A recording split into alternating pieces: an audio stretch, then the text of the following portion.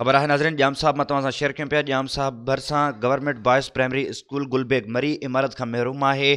शागिर्द सरापा एहतिजाज बणियल आहिनि। शहबाज खान मरीअ जी रिपोर्ट मुताबिक़ जाम साहब लागू गवर्नमेंट बॉयज़ प्राइमरी स्कूल गुलबेग मरी जंहिंजो सेम्स कोड 4170403335 ज़बून हालत में सिंध जे आला मालदारनि जी नाइलीअ जे करे मुअनि जे दड़े जा आज़ार ॾियणु लॻो आहे।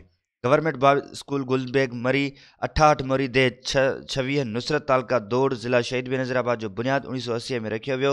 स्कूल जी इमारत तामीर जो कम सुस्त रफ़्तारी सां हलंदड़ आहे।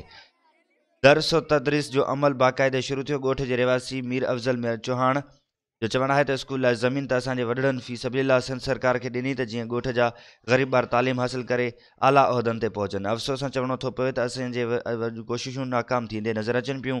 उन करे स्कूल जी इमारत ज़बून हाली जो शिकार थी वई आहे। स्कूल जी इमारत ॾींहों ॾींहुं ज़बून थींदी पई वञे। उस्तादनि जी खोट जे करे शागिर्दनि जी हाज़िरी बि न हुजण जे बराबरि आहे। सिंध में वॾेरा शाही त सदियनि खां हले पई, पर सरदारी निज़ाम ते पंहिंजो मट पाण आहे। हुन जो चवणु आहे त प्राइमरी स्कूल गुलबेग मरीअ खे इमारत ॾेई शागिर्दनि जो मुस्तक़बिल तबाह थियण खां बचायो वञे।